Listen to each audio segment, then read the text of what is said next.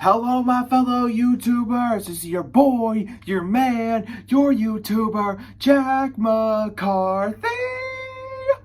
And today I'll be reacting to Mr. Nightmare's latest video. This is 3 text conversations with creepy backstories. Don't know what it is, but we're about to find out. Before I begin, click the subscribe button and the little bell so you never, ever miss out any updates or the videos such as this.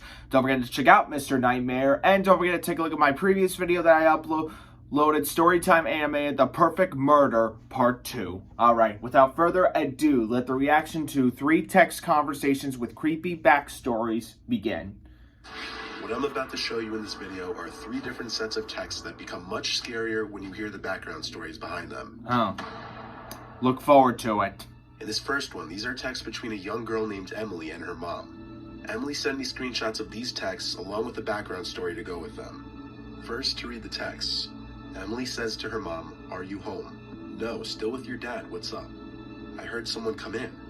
"The house? Is Peter home?" "I don't know. I've been in my room." "I don't think so, because he was supposed to work till 12 tonight." "Are you sure you heard the door open then?" "Mom, there's someone in the house." "What? Who is it?"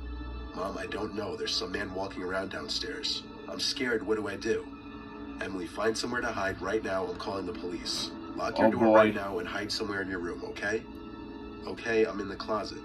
"Okay, good, sweetie. I'm on the phone with the police. Don't make any noise at all. Stay in the closet until you hear the police come inside the house." "Do you still hear them?" "Mom, he's trying to open the door." "Emily, please just be quiet. You're gonna be okay. The police are almost there." "Emily, the police are there. Are you okay?"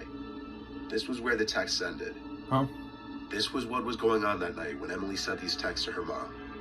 She was home alone while her mother was out to dinner with her dad, and her older brother Peter was working late. Nobody was expected to be home except for her at this time, so when she heard the front door closing downstairs, she was immediately alarmed and concerned. She texted her mother asking if she and her dad possibly returned home early, to which her mother shot that down, saying she was still with her father.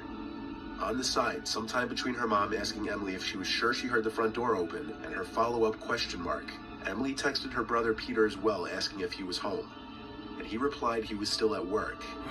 At this point, Emily peeked out her bedroom door down the stairs and saw, in her words, a 30-something-year-old tall man in a hoodie, beanie, and black sweatpants walking around her living room.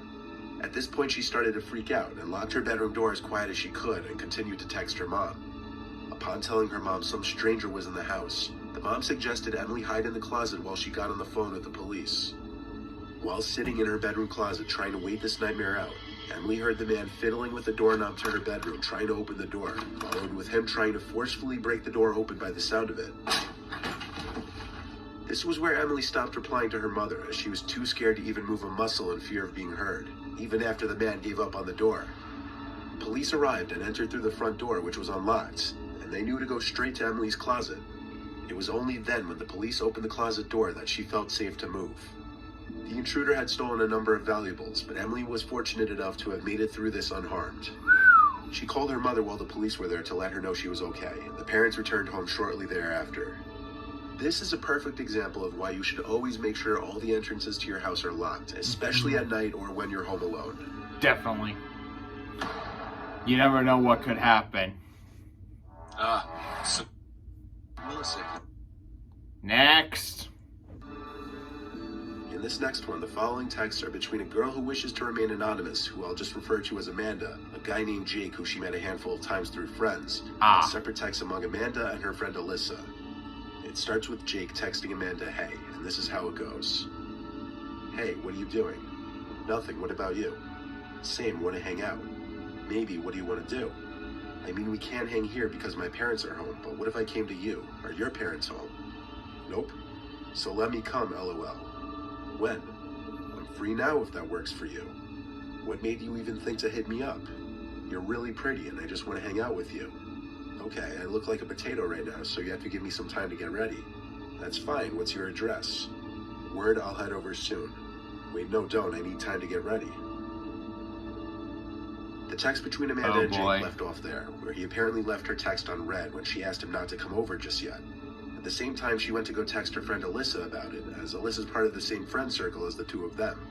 Amanda was surprised to be hearing from Jake and texts Alyssa to see her reaction about it. This is how those texts went. OMG, he randomly hit me up, and he wants to come over. Are you gonna let him?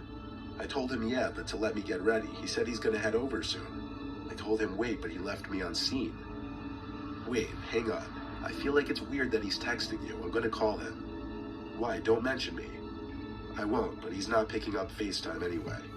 I'm calling Jamie. This is weird. Why is it so weird? Because I know he wouldn't just text you like that. Immediately, Alyssa finds it surprising and odd that Jake would text Alyssa for the sole reason that Jake was apparently on the verge of officially dating someone else. When Alyssa tries to call Jake multiple times but fails, she then resorts to calling Jake's sister Jamie, who is also part of the same friend group.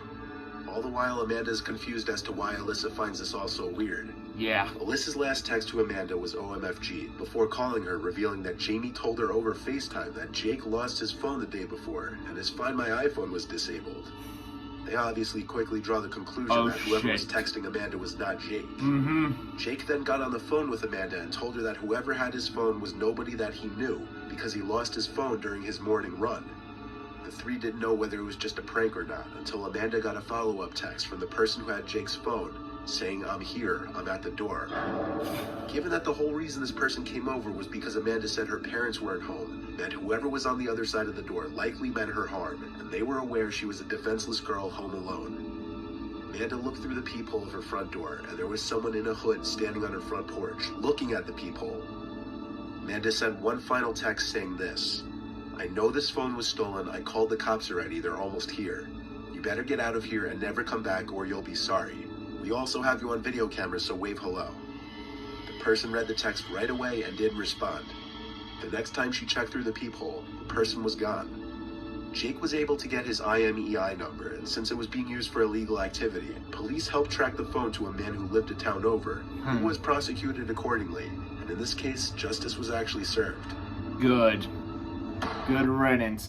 Let this be a lesson. You find a phone on the ground or something, you turn it into the police. Don't try to pretend to be someone else. That's still illegal. In this last one, these were the texts received by single mother Marissa Rivera. Marissa was awoken by her phone vibrating on her nightstand at 1 in the morning on a Friday night. On the screen were a bunch of texts from her son John. The text went as follows: "Mom, I need help. I got into a car accident. Can you come pick me up? I think I injured my elbow. The damage is pretty bad. I don't know what to do. Please tell me you're joking. Are you okay? Yes, my elbow just hurts. Where are you? At the intersection of Robeson Street and Humphrey Lane by Longley Supply. Is Kevin with you? No, I'm alone. Okay, just stay there, I'm coming." Marissa started to get ready to go to her son's aid, when she remembered he had location sharing on with her. So, wanting to make sure he gave the right location, she checked where her son's iPhone was located. She was taken aback when she saw John's location was at the house, not at this random intersection. She went to John's room, but he wasn't in his bed. So she went and called her other son, Kevin, who was also still out. Kevin picked up his phone, sounding intoxicated, according to Marissa. And when asked if Kevin was with John, he said yes, and John said, "Hi, Mom." Someone's in the house. Less drunk sounding than Kevin. The two were together and claimed there was no car accident and that John lost his phone.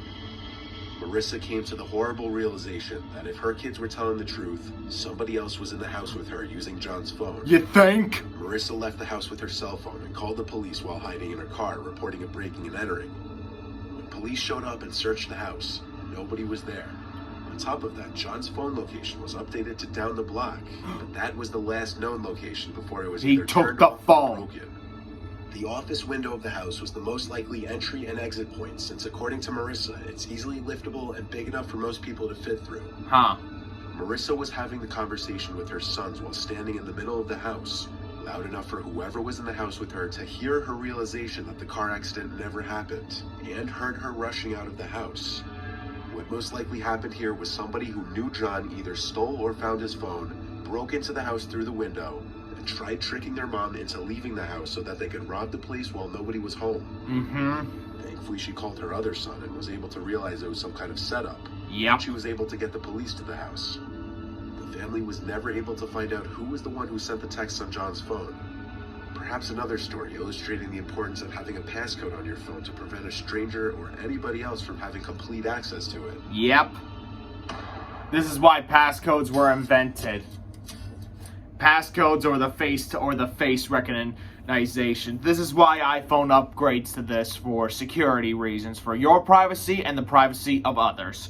Hope you all enjoyed this video. Subscribe, like, click the little bell, check out Mr. Nightmare, check out my previous video that I upload, and stay tuned for a whole bunch of others. Jack McCarthy, signing off. El Bye-o-wee.